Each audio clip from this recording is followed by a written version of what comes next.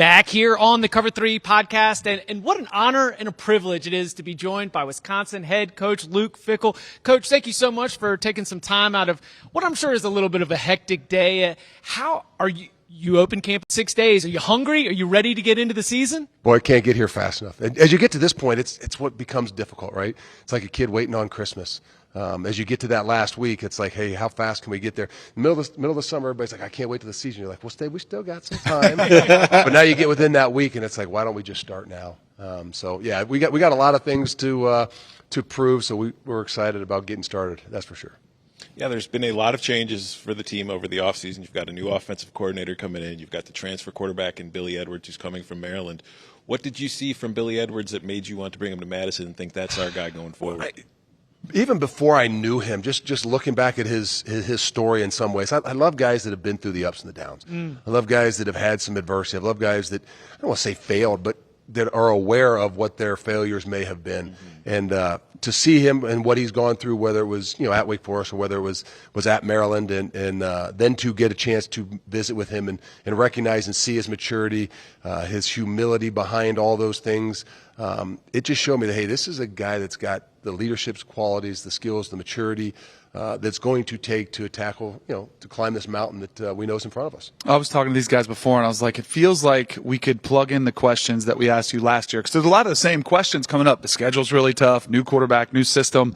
What is that like for you? How challenging is that to have so much turnover in a short period of time? Well, I think that's been the toughest thing with the last 2 years and going into the third year, is the quarterback room in general. And I know it's always been, you're a quarterback. It's always been one of those rooms where, hey, there's got to be a development piece. There's going to have to be some backups and some guys within that room that are going to have to grow and mature, and you never know when you're going to need them.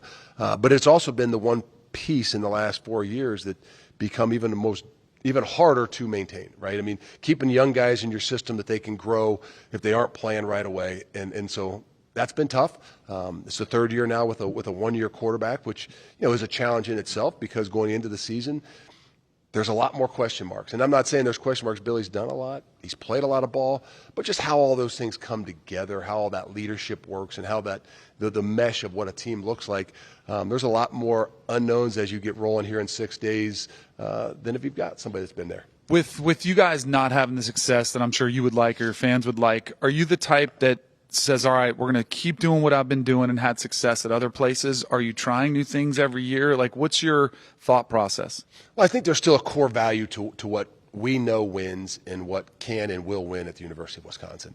That's why I was brought there. I think the whole connection with Chris McIntosh and being a former great player, an All-American, he knows what this place is all about and what it was going to take, and we were on the same page. It just, unfortunately, over 2 years, I don't know that we had seen the growth and those things that were going to give us the best chance to be successful. And it's easy to point at the offense and to say, well, how do you think you're going to be tough and physical when you're in an air raid offense? And to be honest with you, the idea of any great coach and any great system has the ability to adapt. And what we found out and what we didn't do a good enough job was adapting to what it is that we had to do to be successful. And so that's why some of the changes are made. And I think it puts us in a better place to continue to grow and keeps the same core philosophy, but lets you live your life a little bit different. There's been a lot of focus, obviously, on the offense, but one thing I'm interested in is there's been, like, you look at your defensive line in the portal this year, there's been kind of like a change in the personnel. What are you looking at, or what do you like about the guys that you've brought in this year? For you? See, finally somebody that digs into something deeper than just a quarterback. I mean, we're called Cover 3, so we know quarterbacks design this, an idea of it's all about the back end, it's all about throwing the football. But if you said, hey, what's the biggest change within your whole entire program, I'd say the defensive front in particular. Last year we had one guy that was 300-plus pounds. And I think right now going into the season we might have 7. In particular up front, inside a little bit more than anything else. But that's been the biggest difference. And we knew that was an area where we had to get better. We knew that was an area where we had to grow. And it was a way for us to kind of change a lot of things. And that we had to do that through the transfer portal. And I think it's been really good for us. Obviously, we'll find out here real soon. You won 76% of your games at Cincinnati. So How has the growth process been for you taking on a little bit of a new challenge in terms of the ups and downs? Is that one of the reasons why you even see that in Billy? When you see that in some players, that everyone's trying to get back on that front foot together? Yeah, it is. I mean, everybody likes to say, the game is different. And no, the game is not different. And, the landscape's different. Yes, the landscape's different. But developing teams, growing teams, yes, there's some more things that are involved in it, but it still hasn't changed.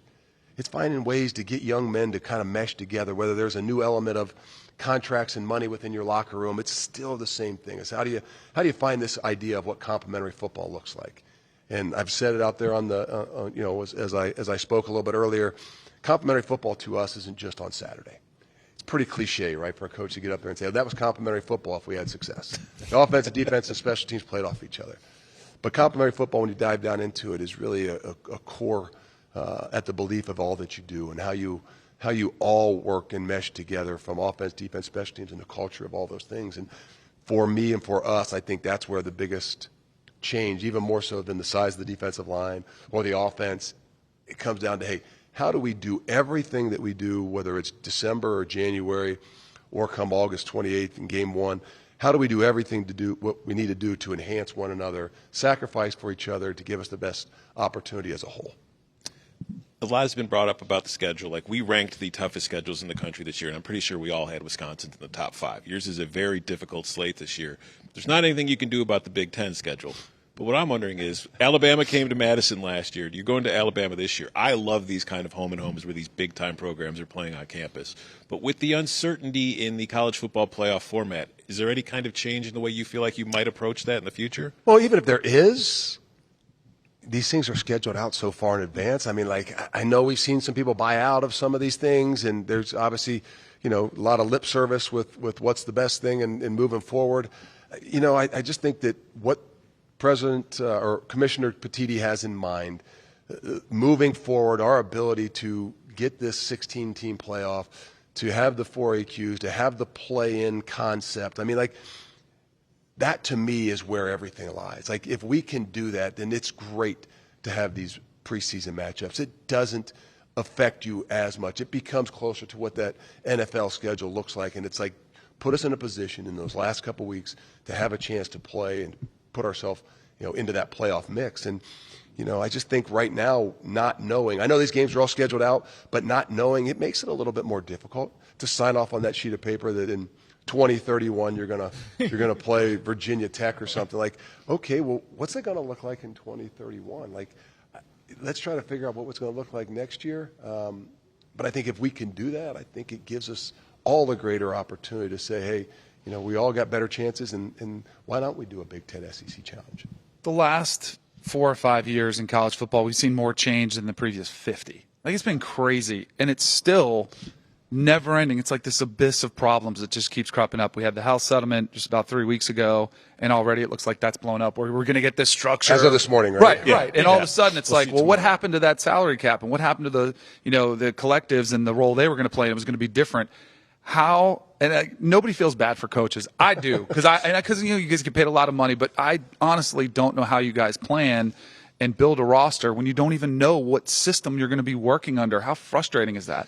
It's frustrating. I think that for ones that are more structured and want to develop structure, it's been more difficult, and that's where I kind of say that's who we want to be, and this is how we're going to do it. And we're not going to get caught in a situation once this thing's signed that we're going to be behind the 8 ball and not able to have flexibility in the things that we want to be able to do. And as the end line continues to change and adjust, it reminds me that we got to be creative. I mean, it's like every football, right? If you do things the same way you've done them, doesn't mean you change but if you don't have creativity, if you don't have flexibility, if you don't have the ability to adapt and adjust and find a way to give yourself a competitive advantage, then you are stuck behind. And what the last 4 years of college football has allowed for is the guys who have been more creative, the guys who have been more aggressive in some of those ways, they've either solidified themselves in a better position or have helped put themselves in a better position. And so, yes, I would love structure. Yes, I would love for there to be some semblance of, hey, we're going to stick with this thing. We had it for 3 weeks. We had it. And those that put a structure in place, it's almost like this crazy thing that I don't want to bring back up of COVID. It always switched every other week. It's kind of rewarding some of the people that are, fly by the seat of their pants. And it is what it is. I'm not complaining about it. It's the world we live in. The great thing is in 6 days for us, a lot of those things go to the back burner, and it's all about, hey, how do you get 105 or 118, depends on what structure you're in. Right. How do you get those guys all to mesh together, gel together, and to play your best ball? What about the calendar? Is that one thing where you, because we all respect the work that you've done. You've been in this game. You care about this game so much. Is the calendar one thing? That feels concrete. It feels like we can change some things there if we wanted to. What's your position on that? I mean, in what part of the calendar? I think that's what we're talking. Like I don't even know where spring ball is going to be next year. I mean, there's been 3 different models, right? Not to bring up the transfer portal, we don't exactly know where the transfer portal is going to be. So all those things that don't allow you to create the structure, yeah, it makes it difficult. I tell you, nobody's feeling sorry for coaches. They make a lot of money, but it is a little bit more difficult in a way to try to live your life. To try to raise a family, to try to say, hey, celebrate the holidays. Maybe we'll have a vacation or something. I mean, it makes it more difficult, and for me as a traditionalist, I'm going to be in this game for a while longer, and I want to do what's best for the game. That's hard to do when you've got to focus on the things that's best for you, and that's where I think right now in college it's really difficult. We take all the opinions of all these coaches, and it's really hard to be objective. And we just need somebody, and that's where I think Commissioner Petiti, hopefully we can get together with the SEC and just say, like, look, everybody's going to sue based on if it's not the best fit for them. What do we really want to do as a whole? And let's try to put some parameters in place, and don't let everybody, kind of go left to center every time that things aren't a competitive advantage for them. But nonetheless, it's going to continue to be a little bit chaotic, and, you got to be able to roll with it. Let's forget all this off the field stuff. Let's talk ball for a minute. You mentioned camp starting in 6 days. You had spring practices. I'm a huge Ricardo Hallman fanboy. I loved what he's been able to do for the Badgers the last few years. But who's standing out so far that you've been able to see that maybe is not a household name, but you think somebody that's ready to kind of step into the spotlight and become one this season? Well, I'll say something about Ricardo too. Is going into last year, he's coming off a shoulder surgery, and sometimes even the hype of things puts you in a position that is a little bit different. And I'm not saying he didn't prepare last year. He was obviously, injured going into the season, and he's in a much different place right now. There's a humble side of him that has done an incredible job in this offseason. In a lot of ways, continued to change his body. I think he's a stronger, faster guy, and I look for him to have a great year. In the back end with him is Austin Brown. Austin's a safety guy that, to the people of Madison and Wisconsin would have an idea, has played some football. Hasn't been a big-time starter maybe in the last few years, but as talented of a football player as we have on the team. And I really look for him to be a guy that is going to take some of those next steps. And then the other guy on the defense is Christian Allegro. Probably started the last couple of games of the season, but is more in the mold of what people of Madison, the people of Wisconsin would grow to expect from some of those linebackers that are playing in the NFL now. So those are a couple of guys' names on the defensive side of the ball.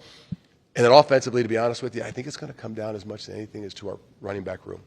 I can't tell you exactly, but if there's one spot, there's one position outside of the quarterback, we know, that's going to determine the trajectory of what that offense really looks like. The history of Wisconsin, I mean, is NFL running backs, right? Great NFL running backs. Where are we? I love our room. We've got some youth. We've got some older guys. We've got the most competitive group on our entire team. There's a battle of 3 guys with the 4th guy. Like, what comes out of that room and how high-end, what type of, are they NFL-type backs, is going to be a big determining factor on how well that offense runs. You said you got, 6 days till you report? What are you going to do after this? Like, in the 6 days you have left, are you like last-minute cramming, or you get away? No, the last 2 weeks we've been back in the office. This is a week off for the coaches and really most of the players to kind of get away before they go to camp. I'll be sticking around here in Vegas for another day and taking a little ride on an F-16 tomorrow. Nice. Try to challenge myself. It's been a while. I did it about 12 to 15 years ago. I can't remember, and it took a lot off my body. And they make you puke? Because that's the thing. Yes, they do. Yeah. They want to show off. I don't want to do that. I'm not going to feel real well. I can honestly tell you that. But it's a challenge and an exciting thing. But yeah, so I'll stick around for another day. That's my ability to relax a little bit. Is to try to torture myself to see what my body can handle. He is Wisconsin head coach Luke Fickell, soon to be flying in an F-16 in the skies near you. Coach, best of luck this season. Thank you for spending time with us on the Cover 3 podcast. Appreciate it, guys. Thank you. Thank you.